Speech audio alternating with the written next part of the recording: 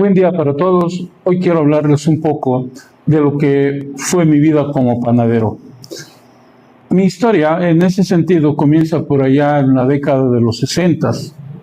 Mi madre nos llevó a mí y a un hermano a una panadería que era donde mis tíos eran los maestros panaderos de quienes yo aprendí. Yo no sabía nada de panadería, no es que yo empecé haciendo pan, yo empecé limpiando hojas, barriendo el piso, posteriormente tuve que volverme a aparador. Aparador es la persona que se encarga de recibir el pan cuando está saliendo en las hojas calientes del horno. Después había que acomodarlo, ya cuando el pan se enfriaba, había que acomodarlo y ponerlo en la estantería, o había que prepararlo para su venta, o había que decorarlo. Poco a poco yo fui subiendo de ser el niño que se dedicaba a parar el pan o a barrer el piso o a limpiar las hojas, me volví la persona que hacía las masas. No es el hecho de que yo las hacía personalmente o que yo sabía cómo hacerlo, simplemente seguía las instrucciones de mis tíos, que son de quien yo aprendí. Mis tíos, el primero, mi tío Chuche, o mi tío Juan, o mi tío Chavo, que ellos me empezaron a enseñar cómo era la panadería, cómo saber aprender, cómo se hacían las masas, cómo se hacían los rebajes, cómo se amasaba. Anteriormente no había máquinas, era solo una artesa que, por ponerlo comparativamente pensado en algo, en ese tiempo era como un cajón, y ahí le echábamos todo para revolverlo. Posteriormente llegaron las máquinas, allá por, no sé, como por el 67, 68, llegaron las máquinas. Entonces, ahí había que aprender a trabajar de manera diferente.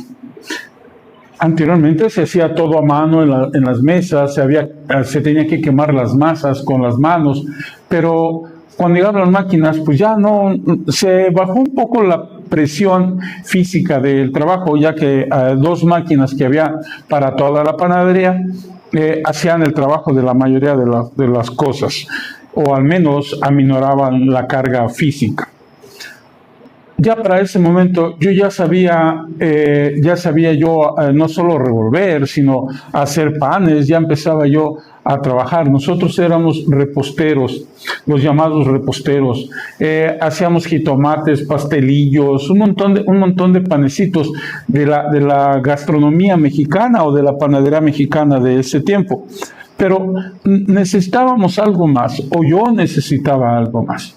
Entonces, ya lo que yo aprendí a hacer pan de repostería, me fui a lo que ahora se llama francesero, que no es otra cosa más que virotero, a hacer bolillos. Eso es lo que ahora se usa como. Y entonces yo ya aprendí la panadería, aprendí la repostería, aprendí los panes franceses, aprendí a hacer lo que en su momento se llamó pan grande, como eran las conchas, los picones, las semitas.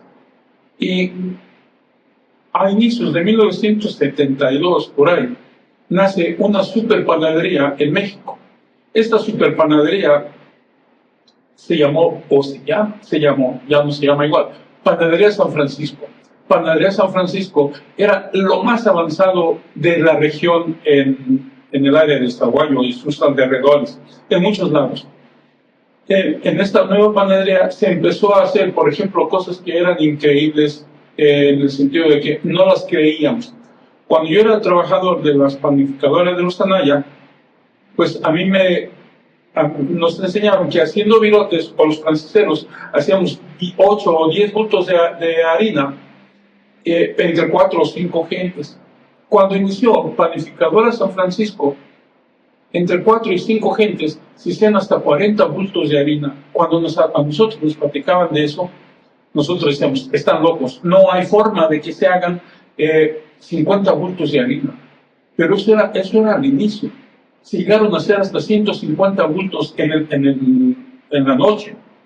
Entonces ya era mucho, pero ya esta panadería tenía todo lo moderno, tenía hornos eléctricos de columpios, de columpios de 6 columpios, de 8 columpios, a los que les cabían en promedio entre 36 y 40 charolas. Había otro horno que era híbrido, porque se podía hornear mientras el horno estaba encendido.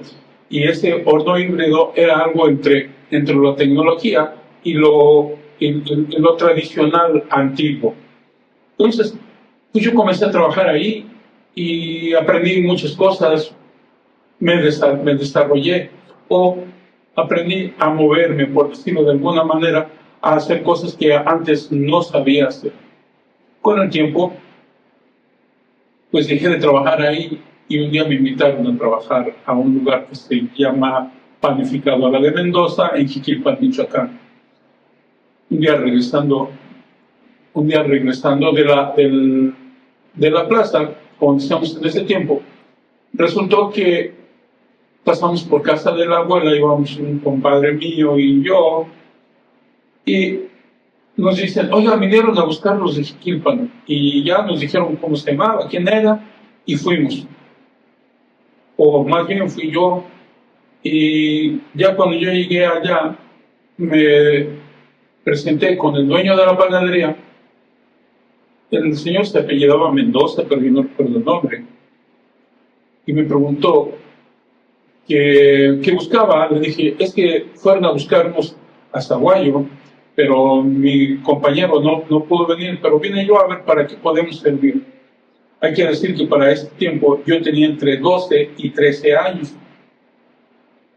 El dueño de la panadería se me quedó mirando y me dijo, no, pero es que nosotros fuimos a buscar al virotero de la panificadora. Sí, por eso.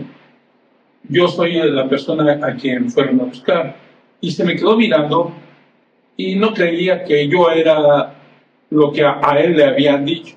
Lo que pasaba que anteriormente, el dueño de esta panadería tenía trabajando a otro compañero mío con el que aprendimos juntos y posiblemente habló de nosotros, de mí y de mi compadre, que éramos panaderos.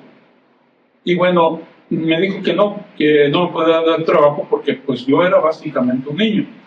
Cuando llegué ahí, yo escuché el horno metálico, hacía un ruido, y yo le dije, pero ¿por qué no? Le dije, sí sé trabajar, conozco las masas, puedo hacer de todo. Dice, no, pero es que no te voy a dar trabajo. Entonces le dije yo, oye, ¿y tu horno por qué no te lo arreglan? Y me dijo, ¿qué lo van a arreglar? Le dije, escucha, ese sonido que está haciendo. Escucha, cada que los columpios están dando vuelta, tiene un problema del engrane. Y me dijo a mí, ¿cómo sabes? Y yo, pues es que yo soy el que arregla el horno cuando se descompone de eso. Y eso es lo que tiene tu horno. Me dijo, ¿lo puedes arreglar? Sí. Y me fui en la parte de atrás del horno. Estos hornos en ese tiempo tenían una especie como de llavecita que le daba una vuelta para ajustar, y eso era todo lo que tenía. Se lo arreglé y ya me dice, he gastado mucho dinero para que me arreglen este horno. Le dije, sí, pero es algo que está fácil de hacer, no necesitas más que práctica. Bueno, arreglé el horno, gracias a eso yo me quedé a trabajar ahí. No sin mencionar que yo tenía miedo, no tenía miedo de trabajar, no tenía miedo de no saber, tenía miedo de que yo estaba trabajando con personas que me triplicaban la edad, gente de 40, 50 años, y yo apenas tenía mis 12, 13 años por ahí.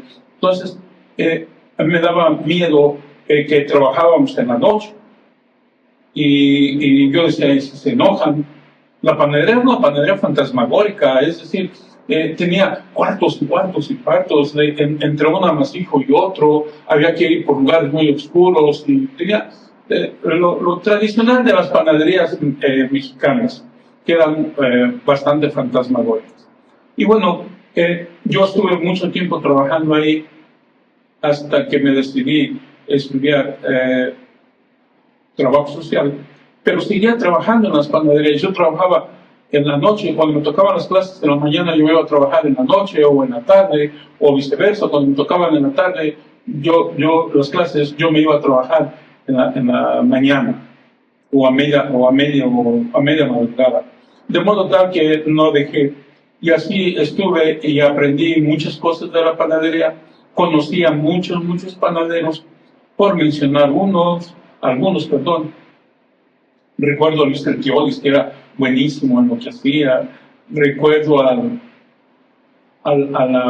la Golletona. Recuerdo mucho a Silverio, a Salvador Callado, a todas esas gentes que fueron la base de lo que yo aprendí. Se aprendía de ellos por su forma de trabajar, por los conocimientos que ellos tenían. Se aprendía mucho de cómo era posible que ellos conocieran tanto o que fueran tan rápidos. Pero eso sí, la mayoría, yo puedo decir que más del 90% era gente muy borracha, muy borracha. Y bueno, yo no me escapé de eso. A mis 13 años, o antes, sí, pienso que los 13 años posiblemente, estos panaderos viejos me llevaron a mí a las cantinas. Y me escondían me escondía por ahí en una parte donde si venía la policía, pues iban a decir que yo no estaba ahí. Y pues yo fui aprendiendo las cosas buenas y las cosas malas de la panadería. Aprendí recetas, aprendí técnicas, aprendí cosas que hasta la fecha me siguen sirviendo. Y así estuve muchos años, hasta que yo decidí ya pues dejar la panadería y poder irme a Estados Unidos. A Estados Unidos, donde la vida iba a ser diferente y yo no sabía de qué se iba a tratar. Y ahí termina mi parte primera de la gastronomía. En la segunda entrega veremos cuál es mi desarrollo en los restaurantes en Estados Unidos. Muchas gracias para todos. Bienvenidos. Por favor, compartan, suscríbanse a Café y Chef. Aquí los esperamos. Gracias.